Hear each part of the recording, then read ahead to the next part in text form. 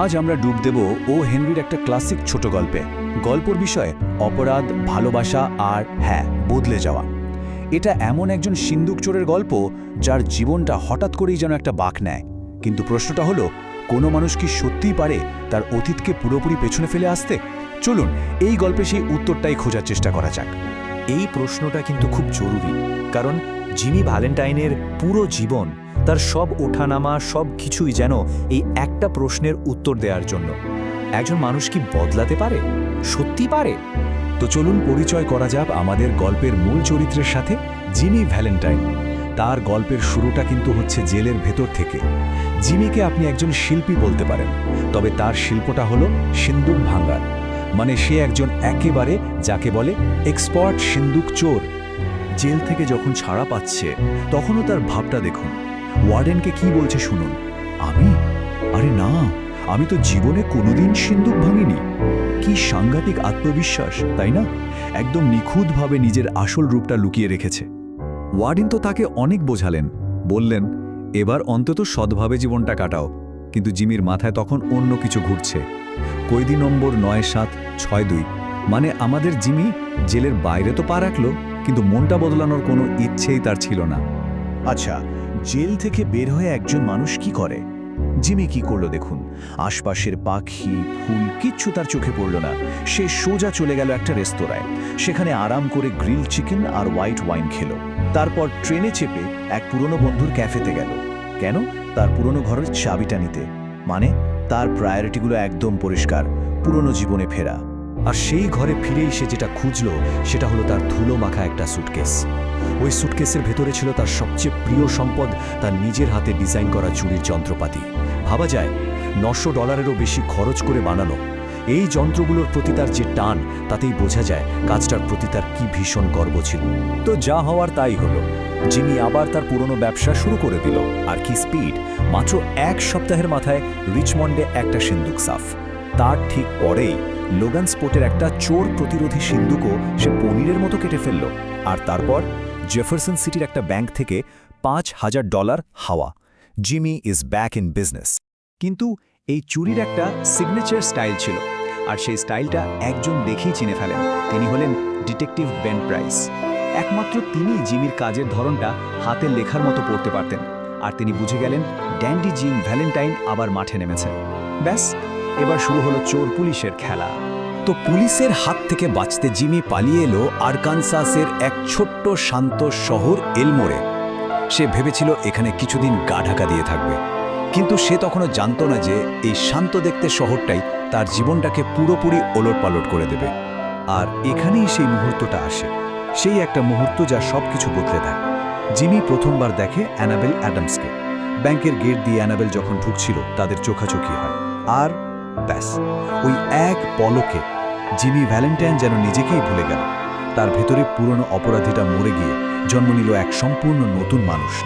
Jimmy ভ্যালেন্টাইনের ছাই থেকে যেন এক নতুন ফিনিক্স পাখির জন্ম হলো। তার নতুন নাম র্যালফ ডি স্পেন্সার। সে সঙ্গে সঙ্গে হোটেলে গিয়ে এই নতুন নামে ওঠে আর শহরে জুতার ব্যবসা করার খোঁজ খবর নিতে শুরু করে। তার অতীতকে সে যেন এক ঝটকায় মুছে ফেলতে চেয়েছিল। এই পরিবর্তনটা যে কতটা গভীর ছিল তা একবার ভাবুন।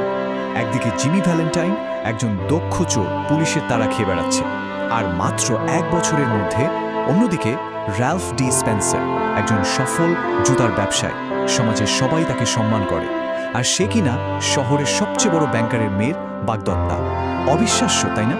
আর সে যে মন থেকেই বদলে গিয়েছিল তার সবচেয়ে বড় প্রমাণ হলো তার লেখা একটা চিঠি।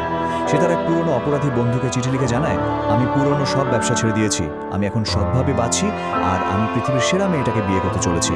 শুধু তাই নয়, সে তার সেই $900 স্বাদের যন্ত্রপাতির সেটটাও বন্ধুকে দিয়ে দিতে চায়, কারণ তার জীবনে ওগুলোর আর কোনো জায়গা নেই। কিন্তু অতীত কি আসলেই এত সহজে পিছু ছাড়ে? গল্পের ক্লাইম্যাক্সে এসে জিমির নতুন জীবনটা এক কঠিন পরীক্ষার মুখে পড়ে। এলমোর ব্যাংকের ভেতরে তার অতীত আর বর্তমানের মধ্যে এক মারাত্মক সংঘর্ষ হতে চলেছে। ঘটনাটা ঘটেছিল ব্যাংকের ভেতরে।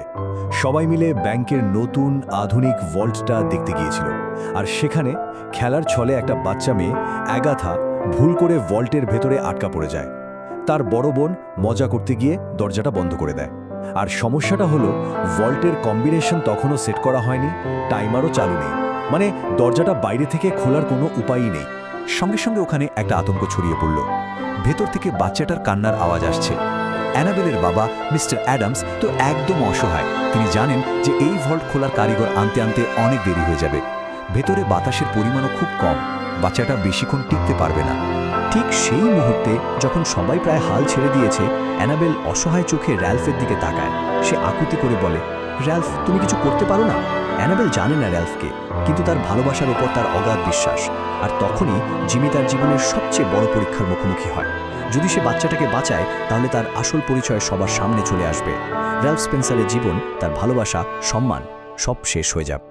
আর জিমি এক মুহূর্ত দেরি করে না। সে অ্যানাবেলের পরা গোলাপটা চেয়ে নেয়, যেন তার নতুন জীবনকে বিদায় জানাচ্ছে। আর ওই এক মুহূর্তে র্যালফ ডি স্পেন্সার উধাও হয়ে যায়, আর তার জায়গায় ফিরে আসে পুরনো জিমি ভ্যালেন্টাইন। সে তার সুটকেস খুলে চকচকে যন্ত্রগুলো বের করে আর হালকা শীষ দিতে দিতে কাজে লেগে যায়। অবিশ্বাস্যভাবে মাত্র 10 মিনিটের মধ্যে সে দুর্ভেদ্য ভল্টের দরজা খুলে যায়। বাচ্চাটা যখন তার মায়ের কোলে ফিরে যায়, জিমি আর এক মুহূর্ত দাঁড়ায় না। সে ভিড়ের দিকে না তাকিয়ে সোজা ব্যাংকের দরজার দিকে হাঁটতে শুরু করে। সে জানে তার র্যালফ স্পেন্সার নামের পরিচয়টা শেষ। সে তার ভাগ্যে যা আছে তা মাথা পেতে নিতে একদম প্রস্তুত। আর দরজার কাছে কে দাঁড়িয়েছিল জানেন? Detective Ben price. জিমি তাকে দেখে একটু চমকাল না, বরং একটা অদ্ভুত শান্ত হাসি দিয়ে বলল, হ্যালো বেন, শেষ পর্যন্ত তাহলে চলেই এলে? আচ্ছা চলো, এখন আর এসবে কিছু যায় আসে না। তার কথাতেই বোঝা যাচ্ছিল সে সবকিছু মেনে নিয়েছে। কিন্তু এখানেই গল্পটা শেষ নয়। এখানেই আসে সেই বিখ্যাত ও হেনরি টুইস্ট, একটা অসাধারণ সমাপ্তি যা কেউ কল্পনাও করতে পারেনি। বেন প্রাইস জিমির দিকে তাকিয়ে যা বললেন তা অবিশ্বাস্য। তিনি বললেন, মনে হচ্ছে আপনার ভুল হচ্ছে মিস্টার স্পেন্সার। আমি তো আপনাকে ঠিক চিনতে পারলাম না। আপনার গাড়িটা বোধহয় অপেক্ষা করছে, তাই না? ভাবুন একবার, বেন প্রাইস এমন ভাব করলেন যেন তিনি জিমিকে চেনেনি না। আসলে বেন প্রাইস ওই মুহূর্তে বুঝে গিয়েছিলেন যে জিমি ভ্যালেন্টাইন সত্যিই মরে গেছে। তার সামনে যে মানুষটা দাঁড়িয়ে আছে সে র্যালফ স্পেন্সার, যে নিজের ভালোবাসা, সম্মান, এমনকি স্বাধীনতা বাজি রেখে একটা বাচ্চাকে বাঁচিয়েছে। সে আর যাই হোক পুরনো অপরাধী হতে পারে না। আসল পরিবর্তন তো এটাই, যা কথায় নয় কাজে প্রমাণ হয়। শেষ পর্যন্ত গল্পটা আমাদের জন্য একটা বড় প্রশ্ন রেখে যায়। আমাদের অতীত পরিচয় বেশি শক্তিশালী, নাকি আমরা বর্তমানে যে মানুষটা হওয়ার সিদ্ধান্ত নিই সেটা বেশি শক্তিশালী? জিমি ভ্যালেন্টাইনের গল্পটা হয়তো এটাই বলে যে সত্যিকারের মুক্তি আর পরিবর্তনের চাবিকাঠিটা আসলে আত্মত্যাগের মধ্যেই লুকিয়ে থাকে।